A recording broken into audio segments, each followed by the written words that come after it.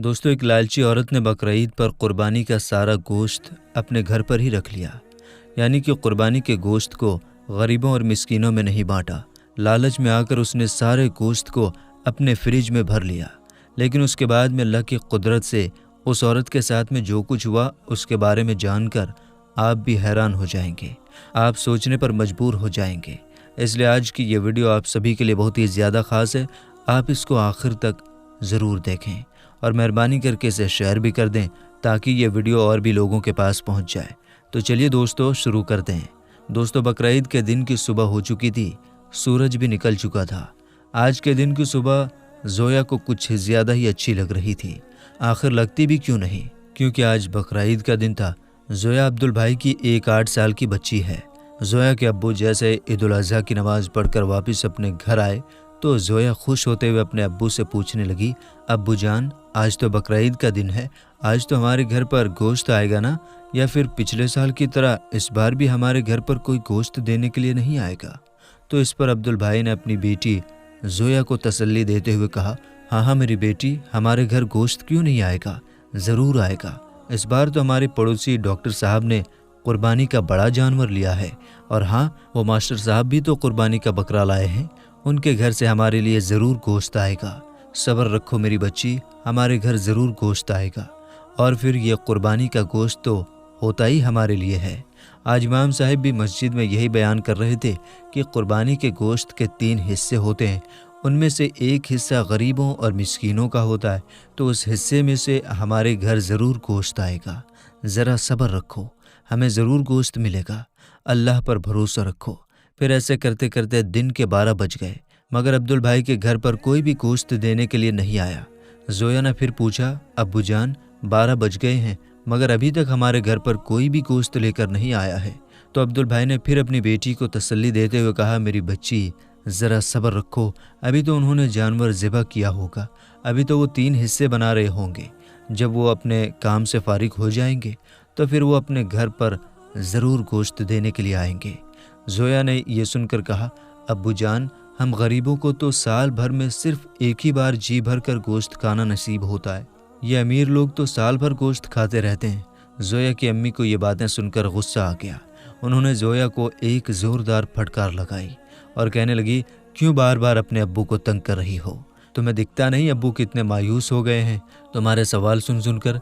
उसके बाद जोया की अम्मी प्यार से अपनी बेटी को कहने लगी, मेरी प्यारी बच्ची, मैंने टमाटर, प्याज और लहसुन सब कुछ काट कर रख दिए हैं। जैसे ही हमारे घर पर गोश्त आएगा मैं फ़ौरन ही तुम्हें गोश्त बनाकर दे दूंगी, फिर तुम जी भर कर खा लेना। ज़रा सब्र रख और अल्लाह पर अपना भरोसा रख। दोस्तों, ऐसे करते करते शाम होने लगी, मगर कोई भी अब्दुल भाई के यहाँ गोश्त देने के लिए नहीं आया।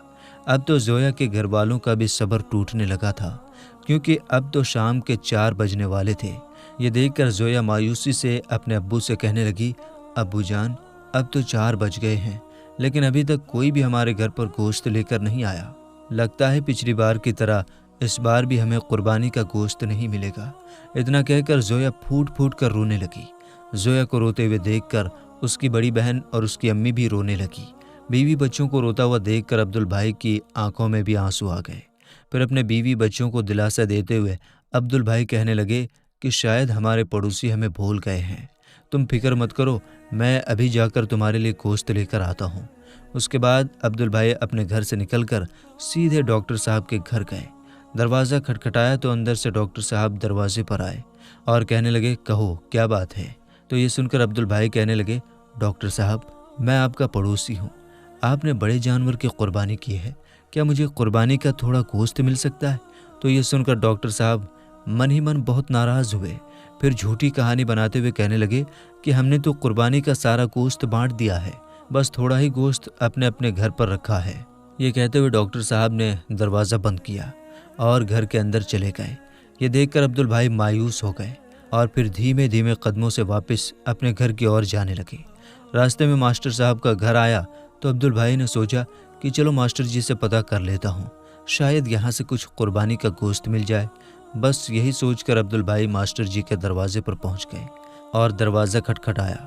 अंदर से मास्टर जी बाहर आए तो मास्टर जी को देखकर अब्दुल भाई कहने लगे, मास्टर साहब, آپ کے گھر پر قربانی ہوئی ہے، کیا مجھے قربانی کا تھوڑا گوشت مل سکتا ہے؟ تو یہ سن کر ماسٹر جی نے بڑی بڑی آنکھیں بنائی اور کہنے لگے کہ تم یہیں رکو، میں ذرا اندر جا کر پتہ کر کے آتا ہوں۔ اس کے بعد ماسٹر صاحب گھر کے اندر گئے اور تھوڑی دیر کے بعد ایک تھیلی ہاتھ میں لے کر واپس باہر آئے۔ انہوں نے وہ تھیلی عبدالبھائی کے ہاتھ میں تھما دی اور پھر اس طرح سے دروازہ بند کر کے بھاگے جیسے وہ کوئی بم پھینک کر بھاگ رہے ہوں۔ خیر ہاتھ میں تھیلی دیکھ کر عبدالبھائی بہت خوش ہوئے اور پھر خوشی خوشی اپنے گھر پہنچ گئے۔ عبدالبھائی کے ہاتھ میں گوشت کی تھیلی دیکھ کر اس کے گھر والے بھی بہت خوش ہوئے۔ انہوں نے جلدی سے وہ تھیلی لے کر اس کو کھول کر دیکھا تو اس کو دیکھ کر سب گھر والے رونے لگے، کیونکہ اس تھیلی میں سے 2-4 گوشت کے ٹکڑے اور باقی کی چربی تھی۔ یہ دیکھ کر عبدالبھائی نے بے بسی سے اپنے گھر والوں کی طرف دیکھا اور کہنے لگے کہ شاید اس بار ہمارے نصیب میں قربانی کا گوشت نہیں لکھا ہے۔ اتنے میں زویا کی امی کہنے لگی، اتنے ناشکرہ مت بنو، اللہ تعالیٰ بہت بڑا اور رحم کرنے والا ہے۔ میں نے ٹماٹر اور پیاز کاٹ کر رکھے تھے، چلو میں آپ کو اسی کی چٹنی بنا دیتی ہوں۔ ہم سب یہی چٹنی کھا کر اللہ کا شکر ادا کرتے ہیں۔ دوستو اس کے بعد زویا کی امی چٹنی بنانے کے لیے رسوئی گھر میں چلی گئی۔ اتنے میں باہر سے کسی کی آواز آئی، عبدالبھائی، عبدالبھائی۔ عبدالبھائی نے باہر جا کر دیکھا کہ باہر منصور چاچا کھڑے ہیں۔ منصور چاچا بازار میں سبزیوں کا ٹھیلا لگاتے ہیں۔ ان کے ہاتھ میں ایک تھیلا تھا جس میں 3 سے 4 کلو گوشت بھرا ہوا تھا۔ انہوں نے کہا کہ میرا بیٹا آیا ہے، شہر سے ہمارے لیے بہت سارا گوشت لے کر آیا ہے، ہم اتنا کھا نہیں سکتے، ہم نے اپنی ضرورت کے حساب سے گھر میں گوشت رکھ لیا ہے اور باقی کا گوشت میں آپ کے لیے لے کر آیا ہوں۔ آپ بھی اپنے گھر میں گوشت پکائیں اور خوشی خوشی کے ساتھ بقرعید کا تہوار منائیں۔ اتنا سارا گوشت دیکھ کر عبدالبھائی کے گھر میں خوشی لوٹ آئی اور سب نے منصور چاچا کو بہت دعائیں دی اور اللہ کا شکر ادا کیا۔ اس کے بعد زویا کی امی نے جلدی گوشت پکایا اور اپنے بچوں کو پیٹ بھر کر گوشت کھلایا۔ اس کے بعد عبدالبھائی کے سب گھر والوں نے قربانی کا گوشت کھا کر اللہ تعالیٰ کا لاکھ لاکھ شکر ادا کیا۔ اب دوستو ادھر آپ اللہ کی شان دیکھیے، اسی شام کو ایک زوردار طوفان آ گیا۔ اس طوفان کی وجہ سے شہر کی ساری لائٹ است ویوست ہو گئی، جگہ جگہ پر بجلی کے کھمبے گر گئے، کئی جگہ پر بجلی کے تار ٹوٹ گئے۔ اس وجہ سے پھر عبدالبھائی کے شہر میں 2 دنوں تک لائٹ نہیں آئی۔ اس کے بعد اگلے دن عبدالبھائی نے دیکھا کہ ڈاکٹر صاحب اور ماسٹر صاحب قربانی کا سارا گوشت گھر سے باہر پھینک رہے ہیں، کیونکہ بجلی نہ ہونے کی وجہ سے ان کے فریج وغیرہ سب کچھ بند ہو گئے تھے۔ اس وجہ سے ان کا رکھا ہوا سارا گوشت خراب ہو چکا تھا۔ اب کتے اس گوشت پر جھپٹا مار رہے تھے۔ یہ دیکھ کر زویا نے کہا، ابو جان، کیا قربانی کا گوشت کتوں کو کھانے کے لیے بھی ہوتا ہے؟ تو یہ سن کر ڈاکٹر صاحب اور ماسٹر صاحب کی آنکھیں شرم سے جھک گئی۔ دوستو یاد رکھیں، قربانی اللہ کی رضا کے لیے کی جاتی ہے، نہ کہ گوشت کھانے کی نیت سے۔ قربانی کے گوشت کے 3 حصے ہوتے ہیں۔ ان میں سے پہلا حصہ آپ غریبوں اور مسکینوں میں بانٹیں، دوسرا حصہ آپ اپنے رشتہ داروں اور پہچان والوں میں بانٹیں، اور تیسرا حصہ آپ اپنے گھر میں خود کے لیے رکھیں۔ اس لیے آپ جب بھی قربانی کریں تو گوشت کا پہلا حصہ غریبوں اور مسکینوں میں ضرور بانٹیں۔ اگر آپ کے گھر میں قربانی کا گوشت زیادہ ہو گیا ہے تو اس کو فریجوں میں بھر کر جمع نہ کریں، بلکہ اس کو آپ غریبوں اور ضرورت مندوں میں بانٹ دیں۔ آپ کو غریبوں کی دعائیں ملیں گی۔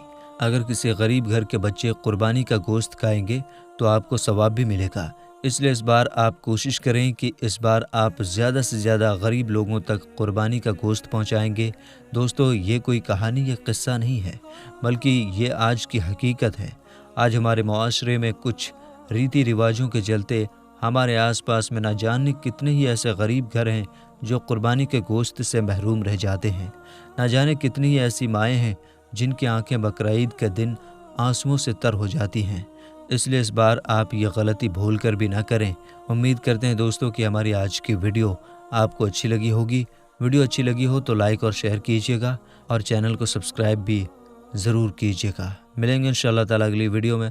السلام علیکم، اللہ حافظ۔